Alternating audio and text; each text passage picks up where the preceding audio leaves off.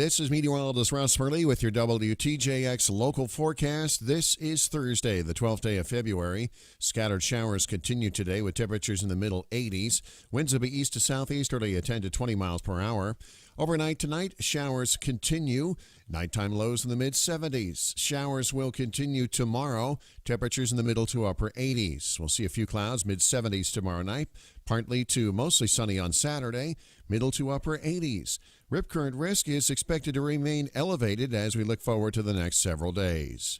Coming up, James encounters challenges when he takes on the role of attending veterinarian. On All Creatures, Great and Small on Masterpiece tonight at 9 on WTJX TV, Channel 12.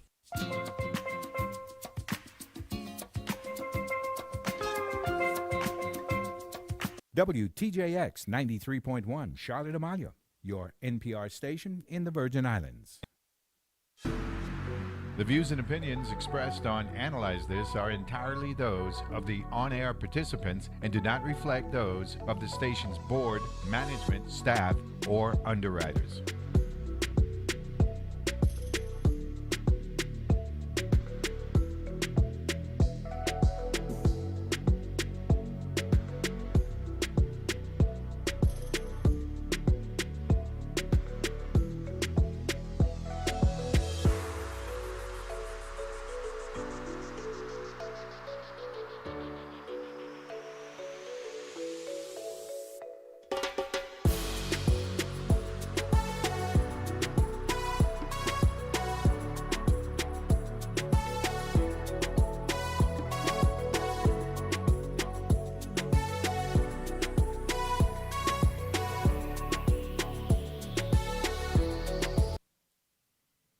And we're back here on Analyze This. We live streaming right now, right? We're streaming, right? We got a couple of big shots here from the tourism department here. Before I take my shot, good morning, Kenneth Henry from Over the West. How are you? Morning, Chief. How are you doing? I'm doing well. And good morning, Commissioner? Deputy. Deputy Commissioner, good morning. How are you, sir? Pretty good. Introduce yourself. My name is Shamari Haynes, Deputy Commissioner with the USVI Department of Tourism. Now tell me about this jacket that you were wearing. What's that all about? I have a presentation to give to some FBLA students at the Central High School today. Your excuse. Casey, how you doing? Living the dream, man. You sent me the Folklife Festival information. Yes. March via History Month. Okay, good. This is our fourth annual Folklife Festival. That's good. Now, Mr. Haynes, are you stole Kenneth Henry from the Department of Planning and Natural Resources? Indeed, we did, proudly. Right? And you have no shame. None whatsoever. Respect to that. Congratulations on an excellent move. Thank you very much. To get my stuff. Make me feel like a draft pick. Well, you are a free agent. So you got to rate the move, the player movement. You know what I mean? So we go that. What was the thinking behind acquiring KC? I mean, with our department. So the thought process was for us to have a professional in-house culture man, right? At the Department of Tourism, we engage with a number of partners locally, but also a lot of travelers and partners outside of the territory. So, I mean, what better direction to go than to have somebody, a professional, a true cultural professional, in-house, right? So, for example, we had an inquiry recently with someone who's from St. John, who has a group that's coming to the territory, and I tapped Casey immediately. Casey feedback was, hey, I could provide a full 3-day experience with a number of different things. So, I mean, realistically, it makes sense. It's not something that we pondered on too long. I mean, shout out to Commissioner Madarangas King. She's really and truly the brainchild behind ensuring that the department is outfitted with the right people and the right professionals. Casey, talk about that. It's definitely a dream come true to work in a job where you know that, this is what you do. This is what you know. So my fit in the department, I came in, I fit like a glove. The individuals in the department I've worked with, away from the job. So coming on the job and seeing them every day is definitely a pleasure. You get to sit at the table. It's no more phone calls. Let me call Casey or let me call Shamari. I'm at the table with the team, and it's a great feedback. No, why not sports park and recreation? Because you are a certified Olympic basketball referee, right? Correct, yes. Yeah, so why not sports park and recreation? I think Or they didn't make the alpha. I think my passion is morely culture, and the department definitely seen it, and 'cause my job is not just the visitors, it's also here students, individuals here that are locals, our people is going to experience the impact of me being in this position, because my proposals definitely reflect visitors and our own people here in the Virgin Islands. So definitely my passion, although it's sports, but I think is morely rounded in culture. Shamari, talk about the Folklife Festival from your perspective as a tourism professional. So, I mean, I have personal vested interest in the Folklife Festival first and foremost. I serve as a committee member with the Tennessee Best Night Cultural Committee. But from the professional side of things, I mean, I feel like it's a great opportunity for us to give a full Crucian Virgin Islands experience, not only to visitors and locals, but more so specifically youth. I've been a part of the planning on the back end, but I mean, I personally feel as if there isn't enough attention. We know it's happening, but the locals, the goal is to engage more locals and make it more interesting, and just shine a brighter light on it. It's the only event of its kind in the territory, and I think it's a great opportunity for us to promote it some more, push it forward. Department of Tourism stand 10 toes down behind of it. We've been supporting it, and with Casey in-house, there's a lot more backing and support to the event. So Casey, give us the highlights, the 2 weekends, right? Back to back, or the whole entire month? The entire month, from St. Croix to St. Thomas, and also St. John.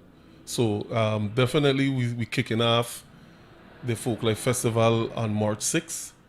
That event is open for schools to attend. So I'm putting it out there because we have been making calls to different schools, but we want more. So if you know that if your child in somebody's class and you want them to experience the Folklife Festival on March 6th, that's a Friday, March 6th, we're opening the Folklife Festival for classes to come and experience the Folklife Festival. It's all free. It's all free. The students and the teachers just need to get to WIM Museum, and we have workshops: maple dancing, quadrille headpiece, Crucian cooking, Kwelbe music, masquerade mask making, storytelling, carousel singing, you name it, we have it. And what schools involved? Well, we definitely partner with Department of Education Cultural Director Shalana Brown, and she's helping us in reaching out to the schools to attend. So far, we have 5 schools. We have St. Patrick's, we have Juanita Garin, we have Alfredo Andrews, and we have Claudio Marcos School. But of course, we always want more because we have it in 2 blocks from 9 a.m. to 12:30 and from 1 p.m. to 2:30. So schools can select which time is feasible for them. If they want to come before lunch in that morning block, or they want to come in the afternoon after lunch, is on their leisure. But we want to accommodate our students to give them that cultural experience. Shamari, talk about it. I just got a text from my aunt that kind of threw me off. So at least I know she's listening. Ironically, we're having this conversation. I just spoke to Sonia Dow yesterday in regards to how the department could provide some more support to WIM. Us hosting the Folklife Festival at WIM is it just makes sense. A few years ago, WIM was the highlight. The Plantation Museum highlight in Frederickstead. A lot of support from not just the department, but the cruise ships, and a lot of visitors went out there. But since the hurricanes, there has been some challenges at WIM. But we stand 10 toes down again, supporting WIM, supporting Sonia Dow, supporting the movement at WIM Museum. I know that they in conversation with her yesterday. I know that they have some financial troubles, some challenges like everyone else, but we're supporting the movement. Right after this week, after the YAG Fair, I haven't officially casing off final right now. I sent an email yesterday, but I'm tapping our team, our communications and marketing team, to connect with WIM to ensure that they have full support. And support isn't always financial. Sometimes it's just getting the word out. So we're gonna put some fresh energy behind WIM to ensure that folks know what is taking place there. But hosting the Folklife Festival, bringing students at the WIM Museum Plantation, it just makes sense. It makes a lot of sense. What's the actual title? Deputy Commissioner. No, not for this. Cultural Program Coordinator. That's big shot over. Mr. DJ, you got that culture song line up? Mm-hmm.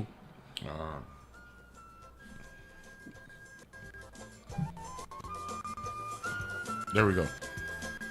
This came from the 1998 Emancipation, right? That's right. 150 years. And we had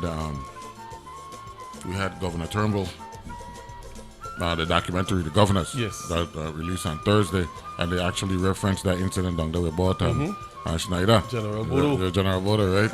All that stuff, right? when you hear classic Kwelbe like this, what goes through your mind? Well, This is pre-KC Yes. being part of Stanley Intensive. Correct. You're still a student at that time, right? Correct. Yeah, I was a student when I was in the band as well, but this is 2 years before I joined the band. And I remember because I was a part of the celebration.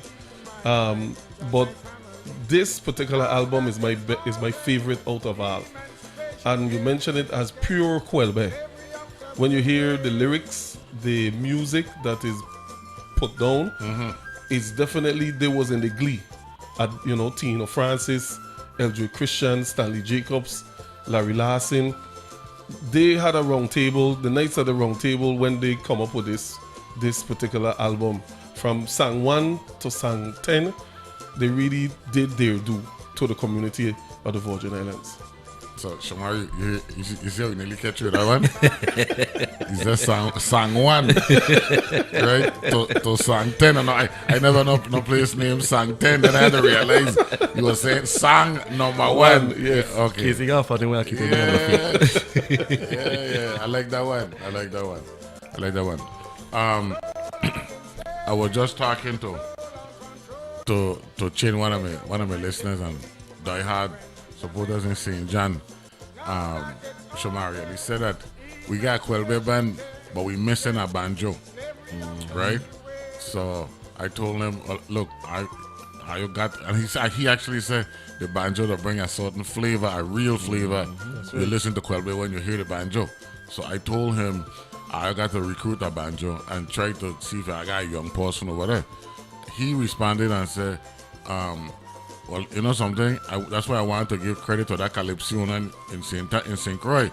So I said, you must be talking about Derby, right? With Calypso Inc. Yes. So talk Shamari as a agency executive, why we should be supporting the Calypso Inc. of the world, not just because they're an entity, but because they're developing the youth. Well, we watching culture die in real time. There's no engagement and involvement more so from students and government agencies, right? So, I mean, our entire team have been a supporter of Calypso Inc. Over the past few years, there has been some changes, but again, there's a reinvestment back into making sure that the entity is supported. Aside from youth, one of the things that Dobby do really good is he cultivate the next set of musicians, entertainers, right? And that's what Chin was talking about. It ain't just Calypsonians, it's musicians. Right, teaching correct. music. So, you know, you might start out playing the banjo with Derby, you might end up on a stage singing.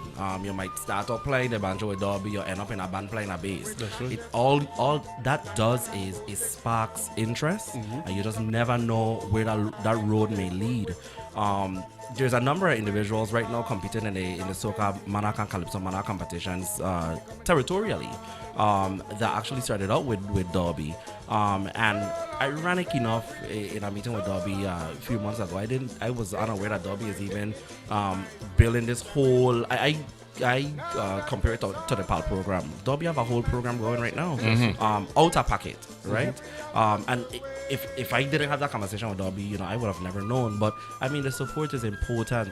Again, like I said, we're watching culture die real time. But I mean, it is important that we invest in youth, keep culture alive, and that's one of the pros of having Casey on board of the department, because I mean, it's the last bit of what we have. And we're in a time where things are ever changing, right? And it's just important that we just keep the fire burning, keep kids invested, keep youth invested, make sure that there is because you know, we talk about the youth and we talk about culture, but we don't necessarily put our money per our mouth there. And you know, I'm very passionate personally because you know, you ask Casey about, you know, what place this song takes him back to. What people don't know is Frank Charles is my great grandfather, affectionately known as Dada. You're there? You didn't even know that? Yeah. So I come from a line of musicians as well. And That's a banjo man? that's Yeah. a banjo man. Banjo Yeah, and so masquerade. Yeah. I grew up hearing the banjo. I grew up dancing the masquerade. It's literally embedded in my DNA. When 10C Plus Nights went out and started the school program, I actually played the five. Oh, yeah? Yeah. I He was mean, one of the first set of students that we had. He's a at fifer? Claremont. Yeah, man. And That's nice. It's something that I'm very, very proud about. You know, when it's so funny because when you're young, you don't realize you're a part of history. You don't realize that, you know, you think it's a little thing, but sometimes it's a really bigger thing. And when Quadba music was deemed the official music of the territory, I played in Government House with 10C Plus Nights, and that's definitely a highlight of my lifetime so far, right? But again, at the time, I didn't really know how big of a deal it was. So I mean, there's a passion burning internally within myself. There's a passion burning within the Department of Tourism, and we're going to ensure that we continue to support the youth. We're going to support culture, and it's not just going to be about talking about it. It's showing up, it's investing, it's being a part of it, and ensuring that the youth they're a part of it too. You know. Casey, how come you never tell me Sparrow Harriet sang Synchro? I thought you would know. I thought you would know. No, man. Me and Lolo were on 2 weeks ago, and Todd Newman, a lawyer, no. Family come from the States, moved here in the 60s, and Todd sent me the Sparrow song because, you know, Sparrow and the Shepherd is like best, Tight. like brothers, Yeah, you know, right? He and Lon Dawson. So and Lolo good with them, so I asked Lolo when last he talked or hear from Sparrow. He said he ain't nothing to go check with the Shepherd. And so Todd Newman, who's a Sparrow fan, sent me the song. Man, that song is a marketing song for Synchro and the Virgin. That's Synchro in particular, man. Correct. The Gem of the Caribbean. Yeah, you know man. what's so funny? The first time I heard it, it was Dak Peterson sang it. Yeah, Along- somebody told me that afterwards. Yes, Yeah. I heard it while it was a Sunset Jazz, and it was we and Maasvin band on the stage, and Dak sang it, and I was like, that's a heck of a song. Yeah. And then when I heard it again, cause you know what, these algorithms on our phone, it'll pop up. Man What is talk this, talk Sparrow? about Buck Island. He talk about everything. The reef, them. The reef. Shamari, you've heard the song before, Synchro? No, I haven't. Actually, in it, he actually include the festival. That's right. From Christmas until January January 8th. 8th. January 8th. He put, now I know that we know it's the 6th, but Yeah.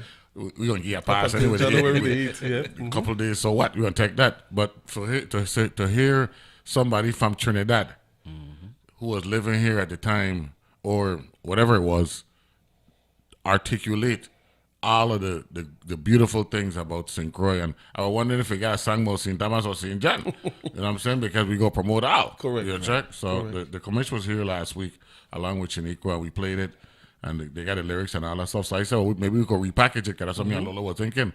And Shaniqua said, no, we like the original version. You know, so it's going to be interesting. We'll take a break, come back. going to talk about the Folklife Festival at St. Thomas Park, right? You got St. Thomas Park as Well, well? we still have some St. Croix days. There's some St. Croix days to go to? Okay. Yes, before we We're move. talking with Shamari Haynes, Deputy Commissioner for Department of Tourism, and Mr. Kendall Casey Henry, Cultural Programs Director. We'll take a break. Be back right after this.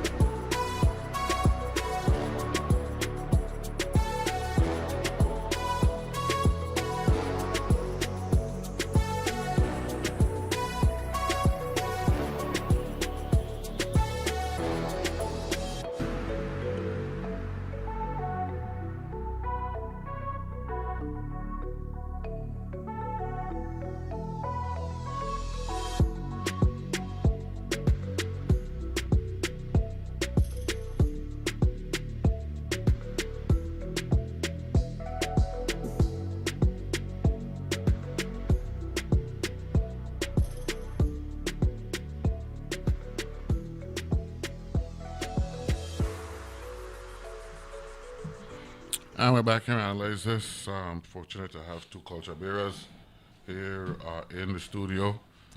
Deputy Commissioner Shamari Haynes, Department of Tourism, and Tourism Culture Programs Director Kendall Casey Henry out of the West. Good morning to both of you. Good morning. Good. Shamari, before I get back to Kendall, what's it like being the modern day Floyd Henderson? There's a lot of pressure. There's highs and lows. Hold on a second. Explain to the public why I refer to you as a modern day Floyd Henderson. So, what I know about Floyd Henderson is Floyd Henderson was one of the youngest to host a festival troupe here in St. Croix. Aside from that, he was responsible at the time for keeping the culture alive, investing to a particular generation. For folks who don't know, I started my festival troupe at the age of 16 at the St. Croix Educational Complex High School. This past festival, we celebrated 18 years, and the goal is for us to get to 20. And then after 20, we'll probably pull off the adults parade or out of the adults parade and put some energy into the children parade. It's just hard for us to so juggle both at the same time, being that the parades fall back to back. But highs of it is I'm able to invest in the development of the Crucian Christmas Festival, specifically the Adults Parade. Times are changing. Carnival has become a lot more commercial. But my festival troupe caters to a lot of visitors. So from a tourism stance, we're able to give that full experience. But loads of it is sometimes I feel a bit guilty because, costumes changing, and I have a specific generation who's applying a little pressure for us to provide some more coverage in the designs. This past festival, I think we were able to accomplish a easy merge between both. There was a little bit of something for everybody. But as we move forward over the next 2 years, one of the things that we're really taking into heavy consideration is going back to the things that we know to be, representative or a true representation of us as Virgin Islanders and Crucians in the Adults Parade. I haven't necessarily decided what that is going to look like per se. I'm, still in conversations with my team, but I mean, it's an honor, especially when I'm compared to people like Floyd Henderson, and my troop is compared to carnival troops and festival troops like Sanchez and Associates and Sundancers. I mean, those are them is big shoes to fill. All right, but we're invested. One of my loves about it, one of the things I appreciate the most is I'm able to teach skill all of the individuals who work within my committee and around me. Did not know a thing about festival or making costume. I've taught everything that I've learned, and it's to the point where I don't necessarily even need to be in the room. They did making the costumes without me. So. Have you taken the troops outside the Virgin Islands? Outside of the Virgin Islands, we've been to Virgin Gorda. We represented the territory in Virgin Gorda Easter Festival, I think back in 2012.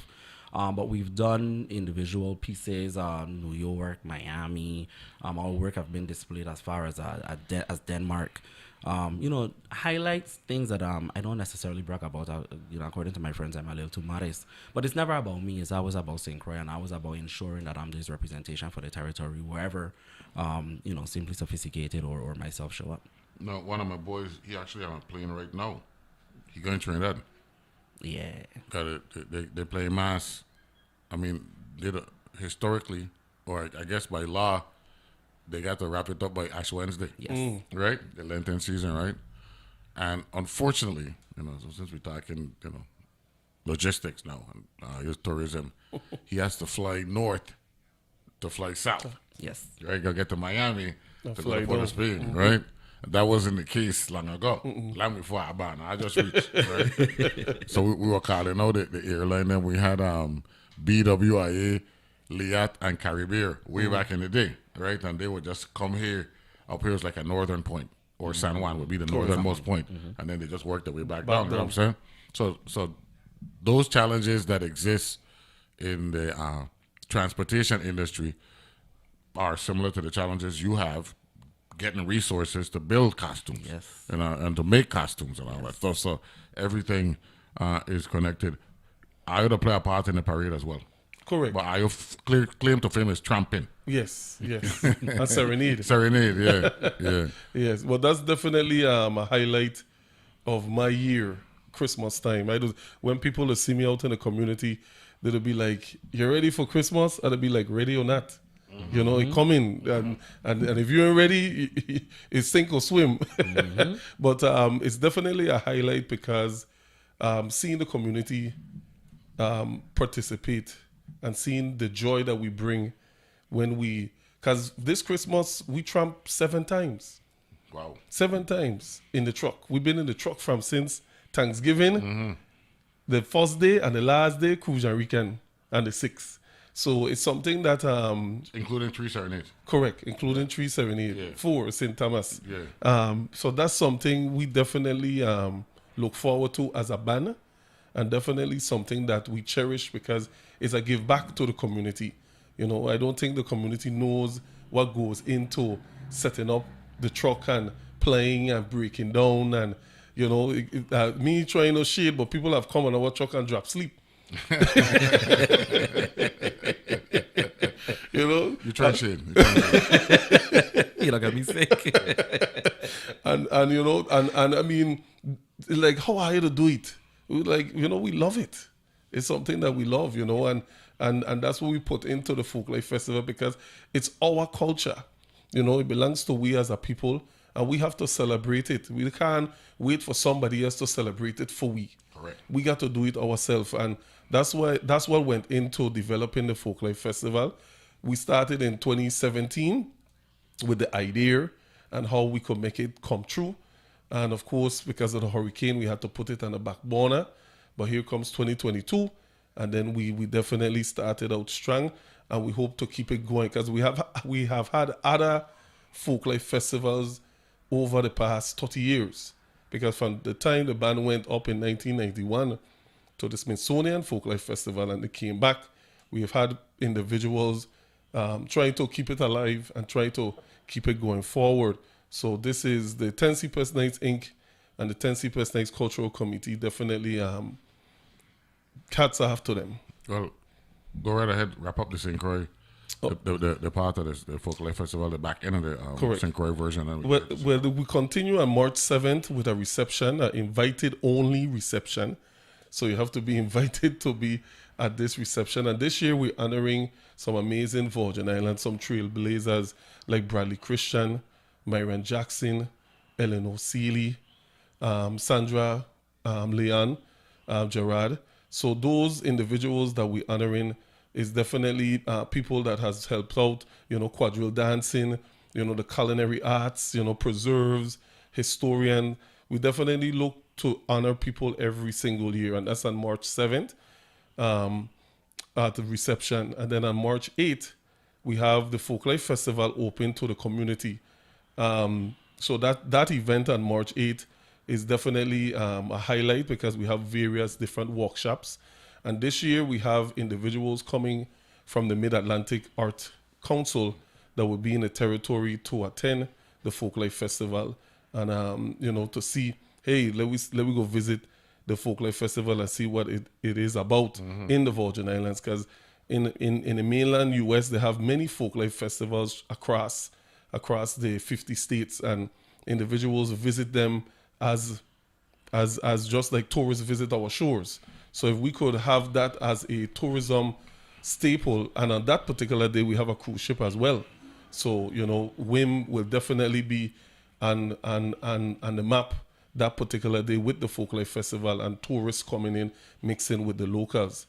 Then we continue from March 9th to the 12th with our cultural school tours. This is something that Stanley and the Tennessee Press Nights has been doing from 100 years, visiting the schools, exposing our students to Kwelbe music from an early age, because everyone in the Virgin Islands definitely remembers Kwelbe music in their high school, in the schools, if it's elementary, if it's junior high at your cultural day, high school at your cultural day. Kwelbe music has been the staple throughout education and throughout the Virgin Islands. The last day on St. Croix is March 14th, and that event is that's a Saturday, March 14th. And that's a Crucian Taste. That event is a culinary event where we'll have panel discussions and tasting of Crucian cuisines from various experts in our community. Mafe, fungi and boiled fish, red grout, salmon balls, all of that is authentically Crucian. That event is our only paid event at Fort Frederick, March 14th, and that is $25 for the tickets to enter. Red pea soup, yeah, not soup. Soup. Yeah, soup, yeah. Kalaloo. Yes, kalaloo, all of that gonna be there. With pork. Yes, your kalaloo.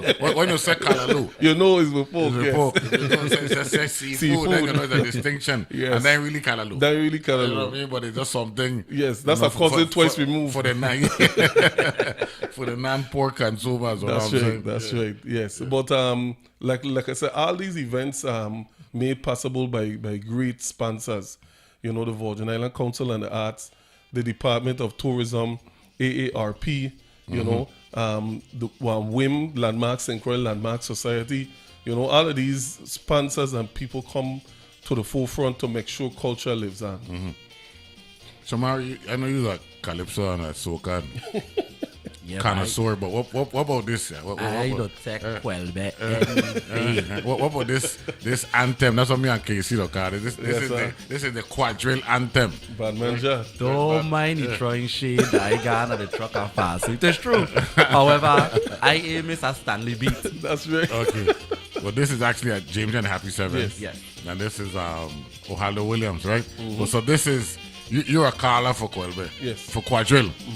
You call for this song, yeah? Yeah, this is a figure 6. It's a figure 6. That's right. Educate the public.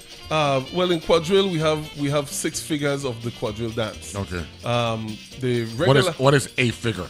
a figure. If you were to isolate it for definition purposes, what's a figure? Well, I'd always tell my dancers, the figure the band must know and the dancers must know, because we don't say jig or regular or slow song.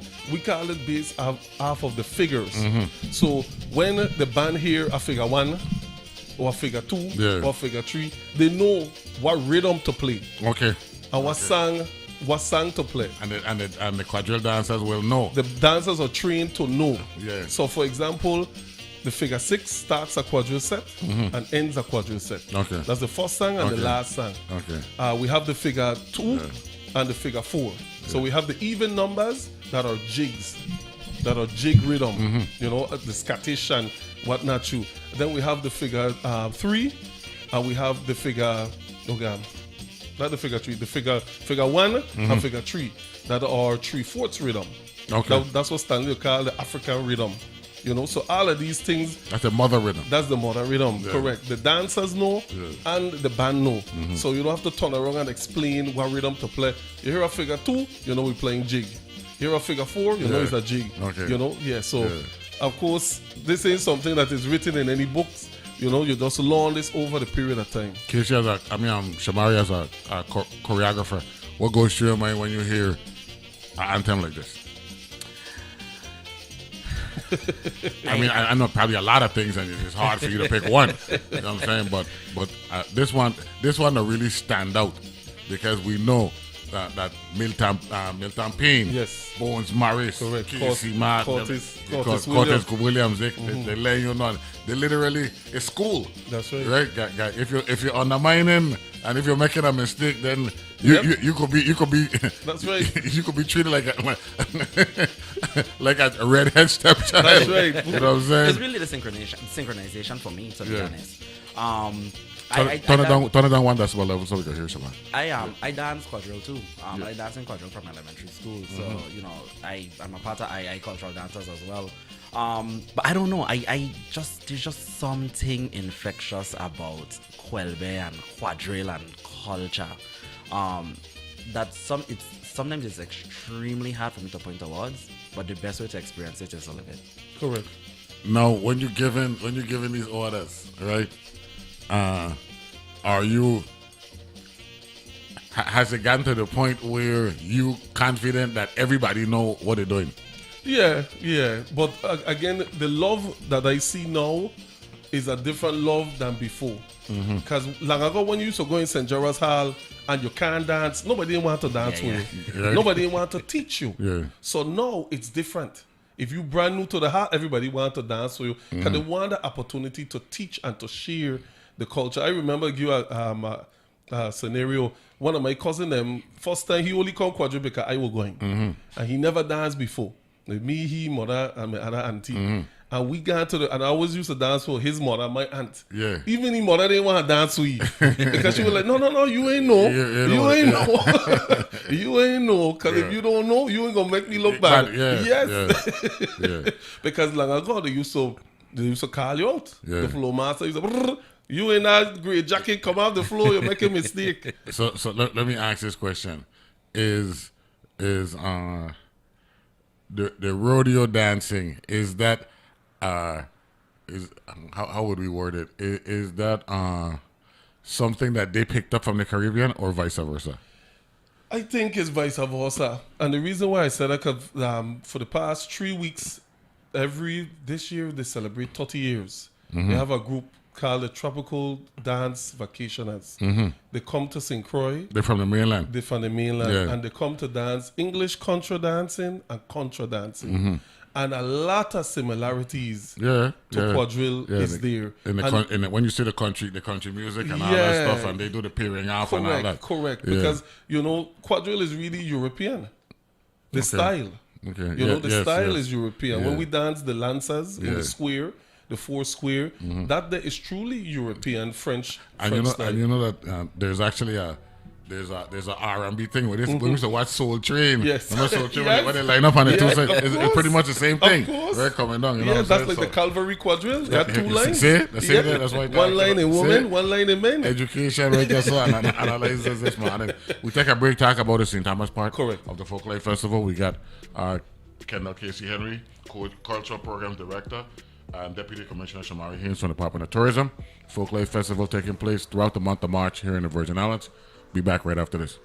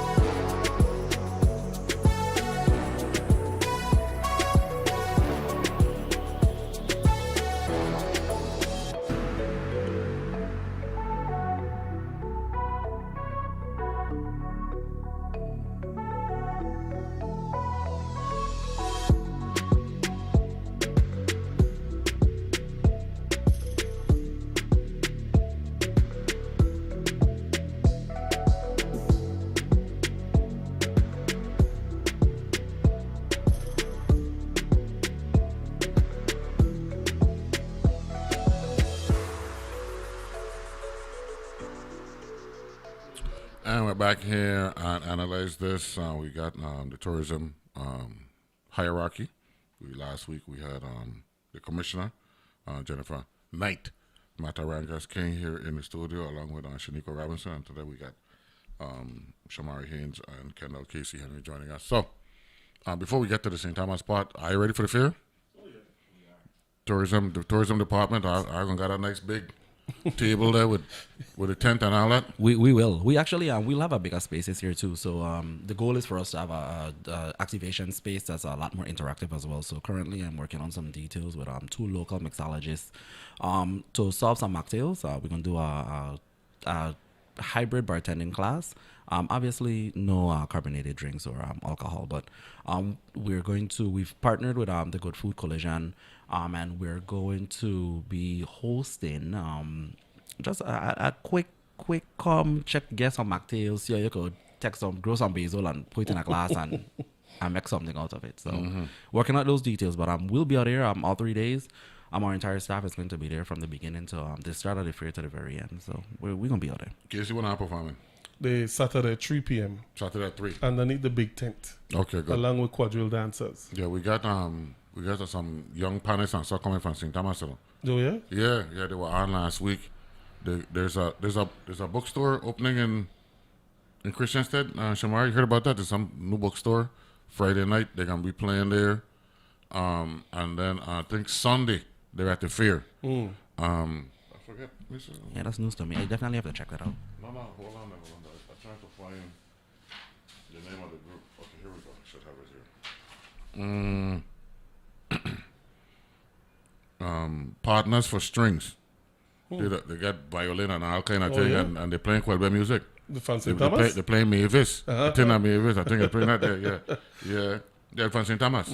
Yeah, Gloria Gomes and her group, and they have a relationship with a company in Miami as well. So they're gonna be here this weekend. Okay. So they're gonna be there on Sunday, right? So looking out for them.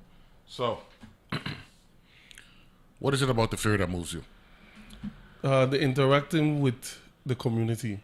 I have been going to the fair from the time I was small, and as I grew up and in high school, and to this date, I've been volunteering at AARP, the Virgin Island Council on the Arts. I've had a tent, and also been playing dancing, masquerade, quadrille dancing, and playing Quelbe music at the fair from forever.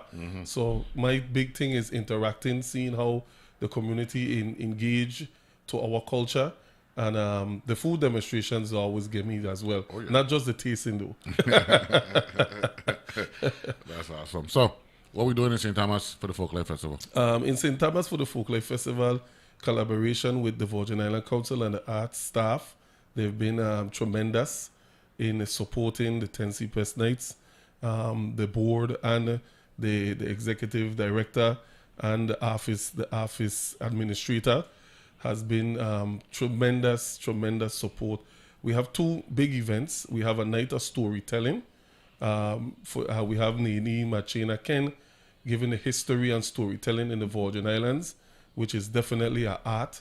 You know, we have Glenn Kwabena Davis. We have Miss Asta. You know, we have this young storyteller, Johansson. You know, he's flying in to be a part of it.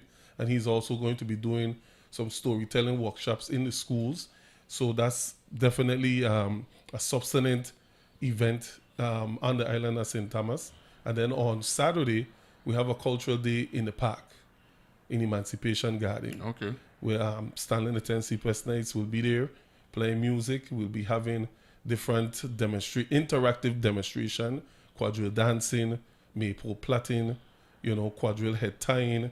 Mr. Freeman will be there doing his Mokojumbi artifacts and whatnot too. We have masquerade, mask making. So these things will definitely be interactive for the community to come out and take part. And then the final week in March will be on the island of St. Thomas, partnering with the Friends of the Park, the National Park, as they celebrate, the federal government is celebrating 250. They're rejuvenating the Folklife Festival that the National Park has been hosting for over 30 years up at Edinburgh, where they have students coming over from St. Thomas and St. John to participate in cultural workshops as well. And that's a 2-day event. So that's a weekend of events in St. Thomas and a weekend in St. John. That's the weekend of 21st or 28th? The 28th is in St. John. 28th St. John? Yeah, the 21st is St. Thomas. Oh, okay. So the entire Virgin Islands. Correct. Sorry, Water Island, but I mean, you can't go all over, you know what I mean? So try to get your piece when you're there in the Emancipation Garden, Correct, right? yes. In St. Thomas. Sponsors? Yeah. You want to recognize the sponsors? Yeah, sure. Of course, we apply for grants through the Virgin Island Council and the Arts, but they do so much more than just approve our grants. They're really interactive, and the staff is definitely there giving support. Department of Tourism, AARP at the Virgin Islands. We have St. Croix Landmark Society. We're not just on the property of WIM, but of course they definitely support us in staffing. Maria down there is an excellent individual to work with. So Anthony as well. So this is a community effort, and all these events is free. I only call one event out of 10 that is actually paid. And the price is reasonable too. Correct, $25 for the taste, Cruise and Taste on March 14th. So these events is for the people. We're putting it on for the people to take place. When you come out, bring your grandchildren, bring your niece, bring your nephew, expose our young people to the culture, and it's all that. And that's my number one thing. when I see people come through the gate and they bring a grandchild or they bring the niece or nephew, Yeah, man. Yeah, because man. I got to be moving. yes, Yeah. because a lot of our generation and your generation experience this regularly. But this new generation is not experience hands-on culture the way how we did. Tomorrow, I as a host of this show, when I sent out the actual song that they're gonna perform, it's not me. This when you hear it, you're gonna know it. This is the group that coming from the in St. Thomas that will be here for the weekend. Tomorrow, I've been hosting this show for almost 6 years, and I learned something just about every day. So, I mentioned Sparrow wrote the song about St. Croix, right? One of my listeners that'll call you Uncle Eddie from St. John, Eddie Bruce, right? He sent me a text message today, and he said Nat King Cole, hear that? You know what I mean? And I got a joke about that one there to how she does, because she's a Yankee and she don't pronounce it Sly Mongoose. I don't know. No. We gonna get you to say it in the most raw tone. But Eddie Bruce said Nat King Cole in the 1950s wrote a song, Trinidad Blues, right? And he says, sitting by the ocean, oh how me feel so sad. He ain't got the money to take me back to Trinidad. I mean, when you hear them kind of thing, then, I mean, are we maximizing the natural elements and dynamics that we're supposed to be promoting to allow for us to actually live better? Okay, that's what it's about, living good and reinvesting in your community. I think we could do a much better job at it. I think that right now we're working in towards the direction of doing it. But there's always room for growth. You could always get better, right? So I think there's some room for growth. But we're doing it. So the effort, the commitment is there. Definitely. Without a doubt. No question asked. Turn up that there a little bit so we could hear this beautiful song, yeah. No, this is a Caribbean song, isn't it? This Yes, is yes, right. it is. This is Jamaica, Yeah, it's Trinidad. strictly- It got versions all over the place. Correct. In strictly Virgin Islands. Yeah. Yes. Yeah, but we got the best rhythm. Of course. It's like I don't play yesterday, right? Yes. I played yesterday, right? That's a Paul McCartney song, right? Correct. But I don't play a Cheo Feliciano salsa version. And I would put it up against Anything. and then I didn't even know. I learned on the show again, Rocky Laibod and Will at the time. The Guinness Book of World Records for the cover for our song yesterday, 2,200 versions of that. Wow. And when you Google something now, the artificial intelligence come up. Correct. They said the number gone to 7,000. Wow. I mean, And that's not, and it's simple, you know. yeah. But the yesterday, right? arrangements Yeah. behind it That's is what I'm saying. carried to the That's what I'm saying. Cause when you listen to it, when you listen to the original version of a song, and you hear the Papa them put in the orchestral That's song right. with the horns yeah. and all that And stuff. the Latin rhythm, the African yeah. rhythm with the Latin ring Yeah, too. 'Cause remember correct. now, all Latin music is African. African, Well, no, correct. all salsa and merengue. It's African. African music. Drums. That's Drums, your thing, correct. right? Yeah. When I had to play this song, yeah, tell me about it. Tell the public what I'll be feeling when I playing a Sly Mongoose. Of course, ain't the same kind of engine there. no. But But- you got it now, you know what I'm saying? So we leaning on you. But Yeah. I could tell you about this particular recording because this recording was done for the Smithsonian. Okay. Dr. Dan Sheehy at the time was the director at the folk center in DC. Mm-hmm. And when he came down to record, he came for like 2 weeks. Mm-hmm. And like we did it like in 4 days. And he was just so amazed how like we just went in the studio. How easy. Yeah, went in the studio, break it down. You know, he was just looking for things to do. I was like, this is what we do on a regular basis. But Sly Mongoose is definitely a groove of a song. You know, because it's slow, the pace ain't too far, and you could hear all the lyrics at the song in real time. Real time. And the music you must feel that music. No, I believe Badman is a quadrille anthem and stuff. Yes. But the best Kwelbe is the slow Kwelbe. Yes, You know what I mean? yeah. Oh, yeah. Mavis, you know what I mean? All in your face, all in your waist, you know what I mean? Things like that. What about young voices at the elementary level? 'Cause Well- you would be the perfect conduit, having Correct. been, part of the Stanley, when Stanley them were into, when at the time principal VLA at the complex, right? Correct. Early 2000s, you were part of that? Yeah. Around that time, right? Are we getting to the elementary levels? Well, I must say, Or is that a tourism vision or something? well, yes, it is definitely, and I must say, right now it's an easier effort because right now we have more music teachers in the elementary schools than we had before. As I mentioned, back in our days, we had choir teachers. We had a lot of choir teachers. Now we have music teachers. Down at Clado have Mr. Gums. And then all the way up to Paul B. Larson. We have individuals that graduate from right here from our university that is teaching in our public school system. So right now, it's definitely going to be an excited road and definitely a welcoming road because we already talked to Kevin Hendricks and all of those guys, and they're welcoming for us to come into the school to help start that programming. Okay. No, I just sent a song to the DJ there, and I want you to play it. Okay. A song like this is an easy song that we could get our young people. We're going to run out of time. When the conversation good, time to fly fast. But I really believe that we got to get the young voices because there's something about hearing the voice at that undeveloped, Correct. right? Age. And the song's so pure, you know what I'm saying? very Yes. pure. You check what I'm saying? So that's the reason why.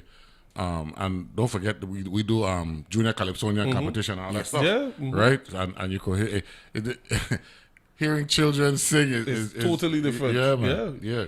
So Yes. So this an easy one that they could learn. I learned this song in kindergarten Hear in it Claroma. there? We Hear it there? did it as a play. Seriously? That was my first time Hear on a it there? stage. Hear it there? Yeah, Yeah, Claroma man, yeah. School. I'm learning something today. Yeah. I forever love this song myself. The tra-la-la is yeah. that's the part I Oh, think yeah. about, you know what I'm saying? It's a- Yeah. You could hear you could hear a lead singer, That's and then you right. could hear children with the Backing background up. with the tra-la-la part, you know what I mean? Yep. So turn it up at their several levels so the public could hear this kind of beautiful music that we promoting with Kwelbe. Kwelbe live forever, Shamari?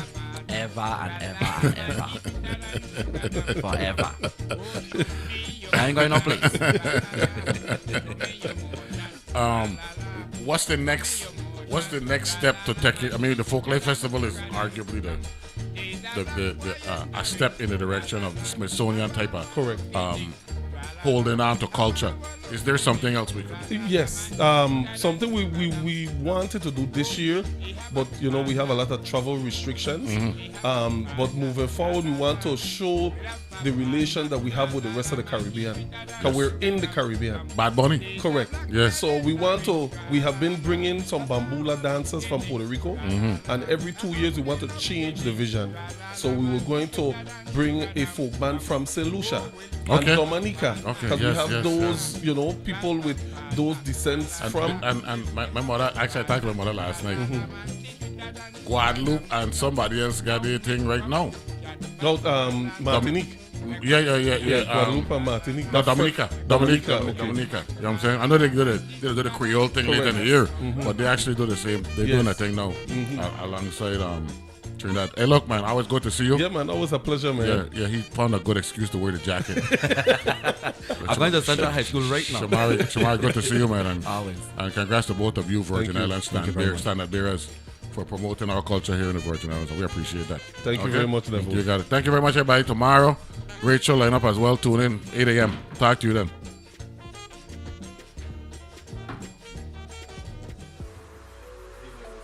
No, thank you.